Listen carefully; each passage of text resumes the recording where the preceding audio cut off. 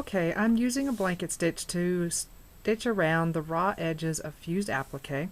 The first thing I did was engage my beginning stitch function on my machine so that I know exactly where that needle's going to start. Actually, I'm going to do it again. I bring up the thread tail so that it doesn't get balled up or nested on the bottom.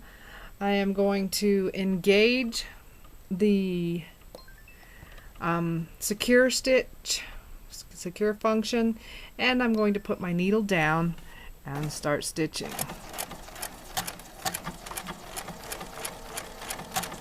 Now I want my stitches, my lengthwise stitches, to be right on the outside edge of the applique,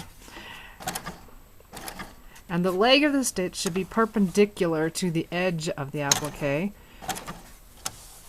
And when I'm at a corner, I usually try to take a stitch right into the corner.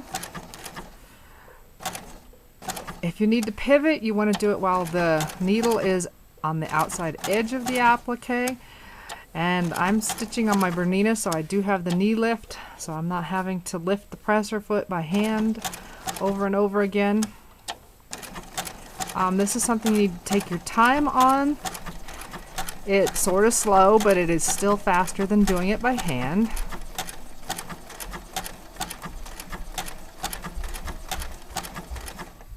Oops, went too fast that time. Okay, now I could just keep going in each section, stitch it, and tie off, but I would rather not have all those tie-offs.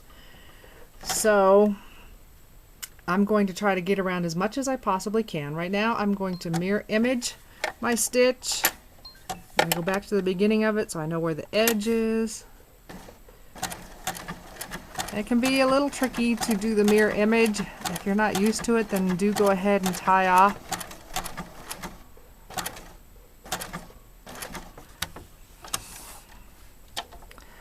If you weren't using one color for your cover stitch on the whole thing, then you would have to tie off.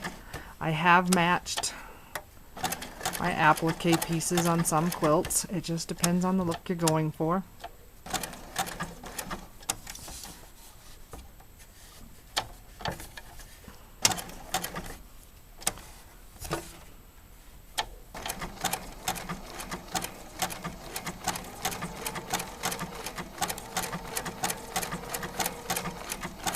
Don't be afraid to make the machine go where you want it to do. Shorten the stitch if you need to. Also, there is no hard and fast rule for how long your stitches should be or how wide.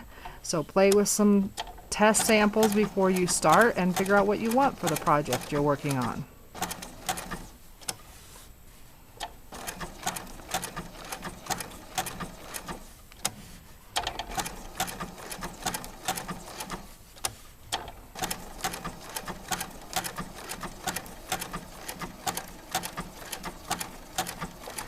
Okay, I don't know if everybody does this or not, but I'm lazy. I don't like to start and stop any more than I have to with tying on and tying off. So I bounce back and forth between the straight stitch and the blanket stitch. I have the straight stitch set for the same length as my blanket stitch. You can actually get right in the exact same holes. And I just stitch back to the next place where I want to start doing blanket stitch. Now, the blanket stitch is not, the outside edge is not the same as where the straight stitch comes on this machine. So I have to adjust it each time.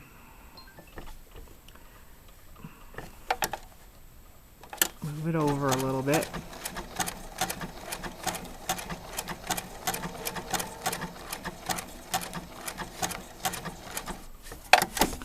Then I go back to the straight stitch up here.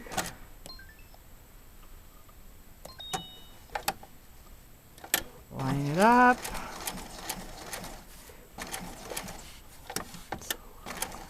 It's much easier to do this without a light in your lap and a tripod in your lap.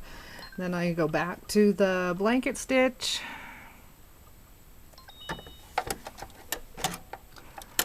And I need to mirror image again because I switched the direction I was going when I went down and do the legs. And then I would just keep right on going and do the same thing for the legs again. And I just go until the whole thing is stitched down.